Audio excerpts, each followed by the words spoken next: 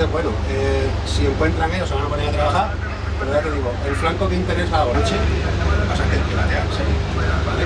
Desde aquí hasta donde lleguemos por aquí.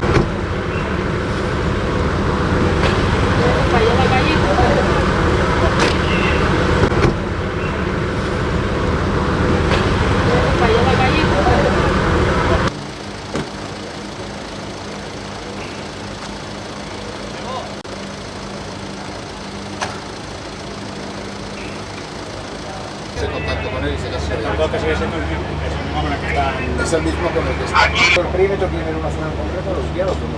Simplemente nos dice qué es lo que quieres hacer. Se lo tenemos para tenemos el disco duro o todo. Vamos a probar este barranco. Este barranco, te he dicho que se va hacia casa. Paseo. No hay muy seguros. Yo lo único que les molesta. Han dado una identificación. No, una hora según que tarda el vídeo, pero no que... No sé, es que tenemos las tarjetas de todos. Ya, los routers de iPhone, sale uno del teléfono y no coge cobertura. Sí, la madre mía. Como dice...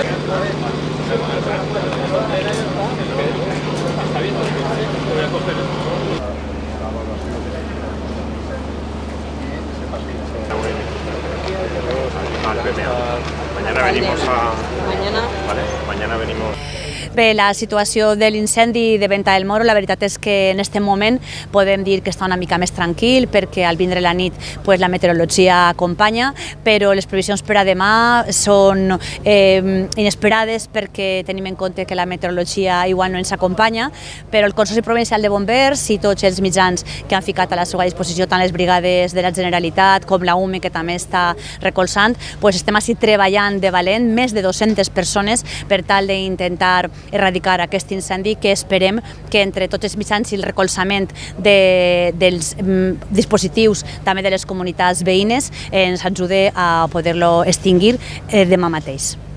Bé, doncs després d'haver donat l'incendi per estabilitzat en el dia d'ahir, al voltant de les 3:30 de la vesprada, hem hagut una situació de vent de ponent i conjuntament en una baixada de la humitat relativa que ha plegat fins a un 16% i una pujada de vent importantíssima de ponent i ha fet que el que era cua d'incendi d'ahir, a pesar de que se passaren tota la nit del dia anterior i tot el matí treballant en els treballs de remat i de sellat d'aquesta cua que anava a ser cap, l'incendi va botar.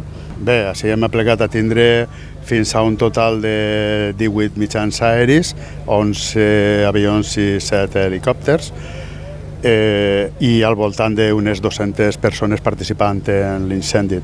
Hem tingut que classificar l'incendi com de tipus 2, és a dir, que per la magnitud de l'incendi, en el qual s'ha incorporat també efectius de la unitat militar d'emergències, estan tirant una mà, així com altres efectius de les comunitats autònomes del voltant,